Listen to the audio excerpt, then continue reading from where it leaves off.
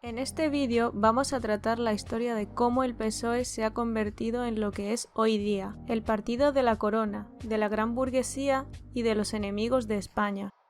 Ya desde antes del fallecimiento del dictador Francisco Franco, a principios de los años 70, el que llegó a ser director adjunto de la CIA, el general Walters, se acercaba a importantes cargos militares para asegurar una sucesión del franquismo a la democracia completamente pacífica. También se cercioró de que el caudillo aceptase un cambio ordenado, y es que la transición no resultó ser más que un proceso ideado en la sede de la CIA y ejecutado en gran medida por la SECET, según Manuel Fernández Monzón. Y además, el propio Vernon Walters dejó bien claro que se debía al interés que tenía Nixon por la dirección de un país que había resultado ser un fiel subordinado para Estados Unidos durante la Guerra Fría y cuya posición geopolítica era central. El final de Franco era inminente y deseaba que todo quedase atado y bien atado. Y así fue, pero desde las directrices de Washington y sin sorpresas. En el Congreso de Suresnes, Francia, nace el PSOE de Felipe González, el actual, apoyado y escoltado por los oficiales del SECET, considerados los ángeles de la guarda del partido, el cual tras llegar al poder les concedió altos cargos militares. Con el político sevillano al mando, el PSOE histórico, el que se resistía a la influencia alemana, quedó eliminado de la ecuación. El renovado PSOE se fundó gracias a un complejo entramado financiero. Parte de sus fondos llegarían a través de la Fundación Pablo Iglesias, una sucursal de la Fundación Friedrich Ebert, establecida por los socialdemócratas alemanes, apoyada a su vez por la inteligencia del Imperio estadounidense, como bien afirmó Philip Agee en los 80. Este modelo de injerencia se aplicó en otros países que estaban saliendo de dictaduras a finales del siglo XX, como fue el caso de Portugal, inspirando a los yanquis para ingeniar una forma de instaurar la democracia con sus amigos a la cabeza, en aquellas naciones cuyos regímenes dictatoriales eran aliados de Estados Unidos, y obviamente manteniendo un anticomunismo feroz ante la influencia de la URSS, debido a que había una fuerte antagonía ideológica, que sigue vigente hoy día, solo que con China encabezando a la potencia comunista. Se legalizó el PCE de Santiago Carrillo, que dejó de responder a los intereses de la Comintern, con el único líder comunista, o mejor dicho, eurocomunista, invitado a Washington hasta la fecha. Mientras tanto, el New York Times advertía de los lazos entre Estados Unidos y el Partido Comunista Español, que aceptaba la monarquía para ser legalizado, y sigue aceptando hoy día un régimen atlantista, proestadounidense y socialdemócrata. Por su parte, Felipe González no dudaba de la necesidad de mantener la monarquía, pues el Borbón tenía unas relaciones privilegiadas con los Estados Unidos, a la cual mostró fidelidad. Llegados a este punto, parece que todo lo que ha dado lugar al espectro político actual de España, desde la izquierda hasta la derecha, está configurado bajo las coordenadas de los intereses de la Unión Europea y Estados Unidos. Y esto también incluye evidentemente al Partido Popular. Como ya he dicho en más de una ocasión, es lo mejor que le ha pasado al PSOE. Es la oposición que justifica cada una de las políticas más impopulares de dicho partido. Pese a ese enfrentamiento, hay personajes oscuros como Eduardo Serra en la política que permanecieron independientemente del partido que gobernase. El que llegó a ministro de Defensa con el PP lo hizo no desclasificando los documentos que no dejaban libre de culpa al PSOE cuando los GAL entraron en acción. Además es cercano a la monarquía y también ha colaborado con la política exterior estadounidense. Así que cuando se trata del imperio estadounidense y sus intereses, la enemistad entre el PSOE y el PP desaparece. Y si alguna vez se ha atacado a figuras como la de Aznar por haber participado en la guerra de Irak, ha sido por razones electoralistas, lo que no ha impedido que el PSOE apoye la ocupación de Afganistán, por ejemplo.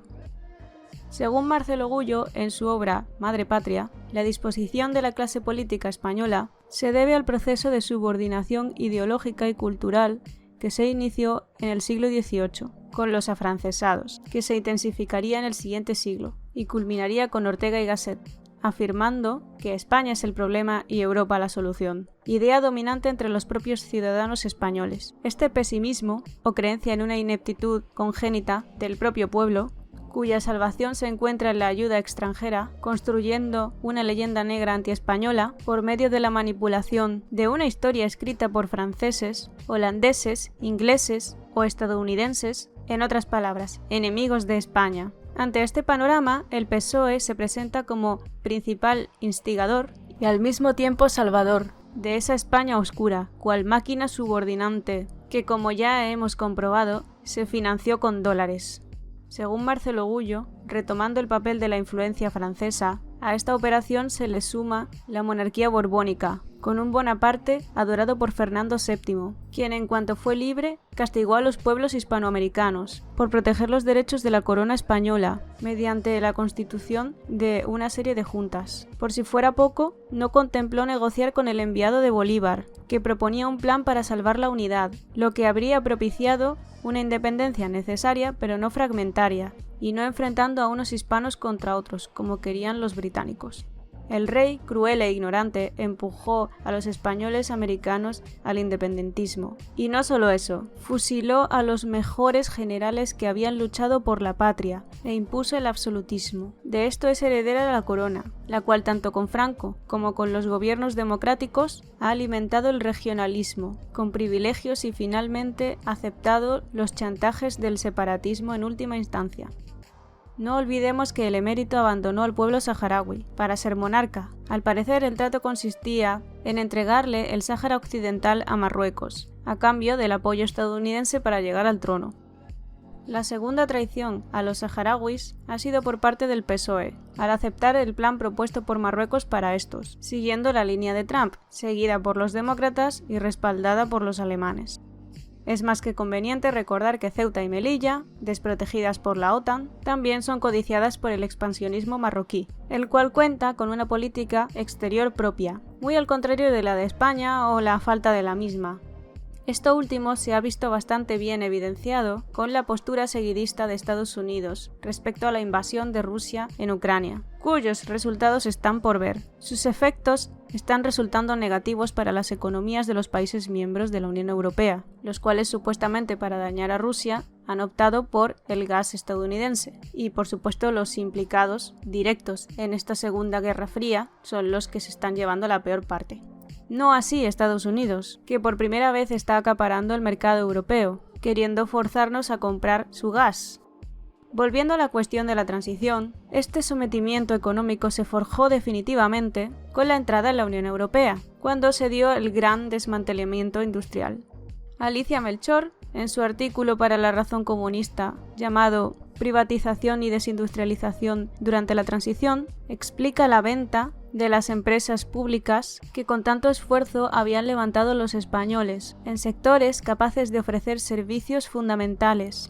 Tuvimos que acatar las órdenes del mercado europeo, beneficiando a las multinacionales y los accionistas en sectores como el energético, el agrario o el ganadero. Dice así Alicia: todas esas empresas públicas se dotaron de una valiosa infraestructura en las décadas de 1950 y 1960, con los impuestos, la sangre, el sudor y las lágrimas de nuestros padres y abuelos. Sectores como la electricidad, entre paréntesis Iberdrola, las telecomunicaciones, entre paréntesis Telefónica, la distribución de petróleo, entre paréntesis Repsol, la explotación de las minas, entre paréntesis Unosa, la metalurgia pesada, entre paréntesis Altos Hornos, la producción automovilística, entre paréntesis SEAT, el transporte ferroviario, entre paréntesis Renfe, naval, entre paréntesis AESA, y aéreo, entre paréntesis Iberia, la producción de tabaco, entre paréntesis Tabacalera Española. Eran monopolios estatales capaces de proporcionar servicios básicos a precios asequibles y cuyos beneficios revertían en el Estado.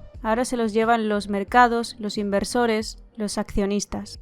A partir de 1984, cuando entramos en la Comunidad Económica Europea, empezamos a malvenderlas por poco menos de 55.000 millones. Bien, pues como bien comenta la autora en su artículo, entre la enorme cantidad de compañías privatizadas podemos destacar el conocido caso de SEAT, la cual en un principio era de propiedad compartida entre la banca española, el INI y Fiat. Esta empresa acabó en 1986 en manos de Volkswagen, empresa alemana, despojando a España de su soberanía en la industria automovilística y llevándose el empleo a países como Argelia para reducir costes.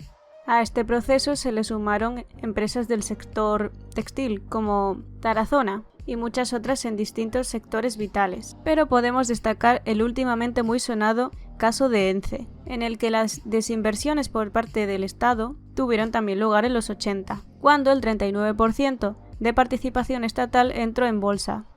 Gracias a los altos precios de la celulosa, recientemente parece estar recuperándose. Sin embargo, todos sus accionistas son privados, y no nos vamos a poder beneficiar todos los españoles de esto, a pesar de que su fundador sea el INI. Curioso es que el especulador George Soros puede disfrutar de dichos beneficios, puesto que posee el 1,17% de las acciones de ENCE, o lo que es lo mismo, tiene acceso a los 8 millones generados por los trabajadores de la empresa.